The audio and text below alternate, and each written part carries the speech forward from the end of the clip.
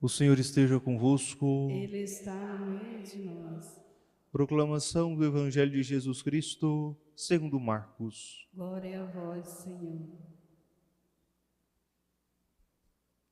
Naquele tempo, Jesus se manifestou aos 11 discípulos e disse-lhes: Ide pelo mundo inteiro e anunciai o Evangelho a toda criatura.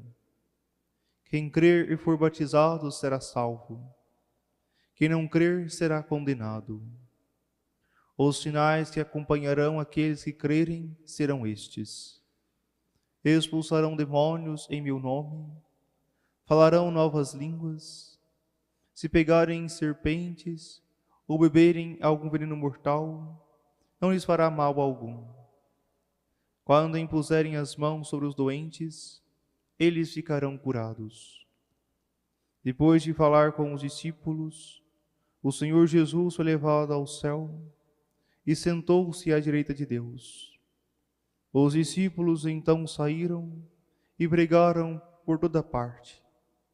O Senhor os ajudava e confirmava a sua palavra por meio dos sinais que a acompanhavam. Palavra da salvação. Glória a vós, Senhor. Caríssimos irmãos e irmãs, celebramos hoje a festa litúrgica de São Marcos, o Evangelista. Sabemos dos 4 evangelistas, o segundo a escrever foi Marcos. E sempre que nos impressiona é o seu evangelho, que é breve e sempre é encadeado de um acontecimento no outro. Não é um evangelho que tem longos discursos, mas se conta de modo rápido, de modo breve, a vida de Jesus. Pois ele quer fazer conhecer que Jesus é o Filho de Deus enviado pelo Pai para nos salvar. E essa pressa em dizer isso a nós, leitores, tem algo que facilita a nossa leitura, pois nós conseguimos memorizar os fatos principais da vida de Cristo a partir do Evangelho de Marcos. Por isso, São José Maria Escrivá, sempre que entregava um evangelho aos seus filhos espirituais, entregava sempre o Evangelho de Marcos, pois ele tinha um propósito, que ao ler o Evangelho de Marcos, todos nós pudéssemos ter como que num filme a vida de Jesus. Desde o início até o fim, nós possamos compreender de modo rápido quem é Jesus. Que nós possamos também ter esse propósito de ler os Santos Evangelhos. E comecemos por Marcos, para que nós possamos ter também em nossa mente a vida de Cristo como que num filme. Para que nós possamos também ter a capacidade de nos colocarmos em cada cena, como participantes daquele momento de Jesus, com os discípulos, com os fariseus, com os mestres da lei, com os milagres, com os prodígios, que nós também possamos nos colocar dentro daquela cena, para que isso vai se tornando também a nossa oração, vai se tornando o nosso modo de nos relacionarmos com o Senhor. Interessante também reconhecermos que Marcos colaborou com Paulo em sua missão de pregar o Evangelho. Não ficou somente no fato de escrever sobre a missão, ide por todo o mundo e pregai o Evangelho. Ele também se colocou em missão, de modo inicial com Paulo e seu primo Barnabé. Partiram em viagem e de repente, em Chipre, Paulo, Barnabé e Marcos se separam, seja por medo da missão que se lançava diante deles, seja por outras questões. Ele não conseguiu prosseguir com Paulo. Paulo ficou um pouco contrariado e não mais o carregou consigo para as suas viagens. Aqui tem algo também que nos ensina na vida cristã. Também pode haver contendas, pode haver desavenças, até mesmo no modo de evangelizar. Mas cada um toma o seu caminho e começa a evangelizar por outras partes do mundo. Assim também nós precisamos aprender isso com Marcos, com Paulo, com Barnabé, com os apóstolos.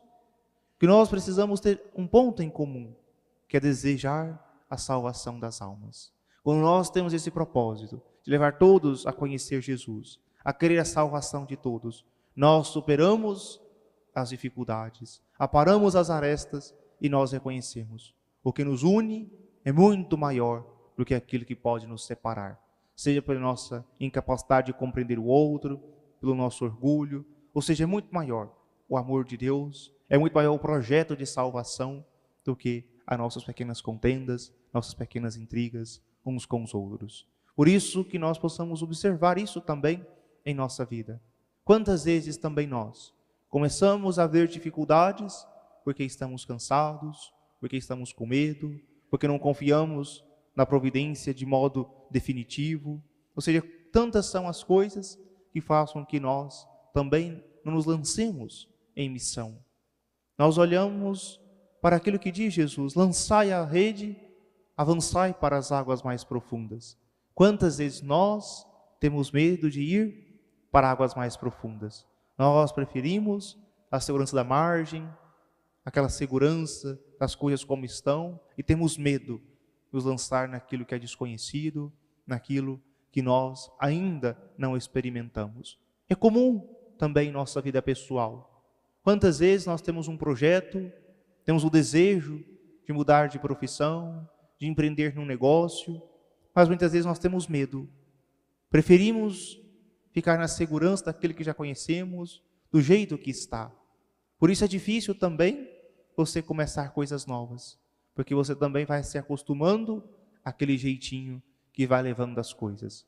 Mas de repente nós precisamos ter essa força que vem de Deus, ouvidos pelo Espírito, nos lançar para águas mais profundas, ir em direção àquilo que Deus nos aponta, sem medo, sem olhar para trás e dizer: é isso que vou fazer, porque sei que Deus está comigo, que Ele está me orientando, está me conduzindo. Por isso, olhando para Marcos, também mesmo com medo, ele saiu para evangelizar. E depois, pela providência de Deus, Marcos se encontra com Paulo em Roma. Ele faz grande serviço, o ajuda na evangelização e se torna também para ele um consolo em meio às dificuldades que Paulo encontra na comunidade cristã de Roma.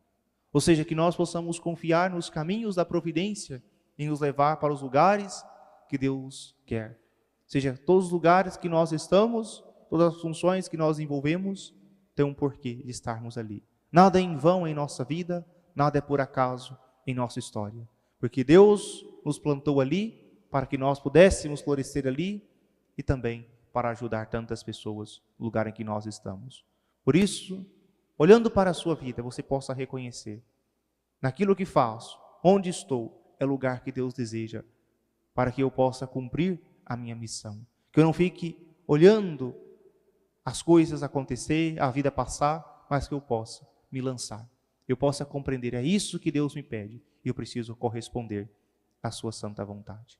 Por isso, queridos irmãos e irmãs, Marcos diz: ide pelo mundo inteiro a anunciar o Evangelho a toda criatura. Que nós possamos também aprender dele, a querer evangelizar, a querer tornar de fato o nome de Cristo conhecido por todas as pessoas. E nós temos exemplo também de Nossa Senhora, que desde o início acolheu em seu coração a palavra de Cristo. A palavra de Deus que foi gerada em seu ventre. Tornou mãe do Salvador. E tornando-se mãe do Salvador, desde o início, ela saiu em missão, visitando sua prima Isabel, depois levando, juntamente com José, aquela barriga imensa, grávida, com toda a dificuldade, vai até Belém para dar à luz o seu filho, vai ao Egito para salvar Jesus, retorna para Nazaré, depois acompanha Jesus ao longo de sua pregação. Ou seja, Maria é sempre itinerante.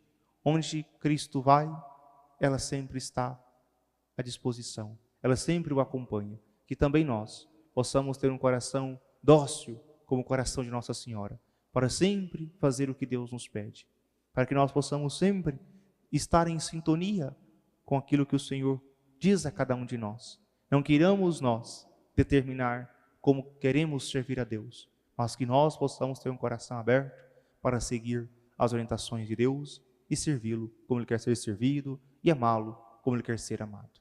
Louvado seja nosso Senhor Jesus Cristo.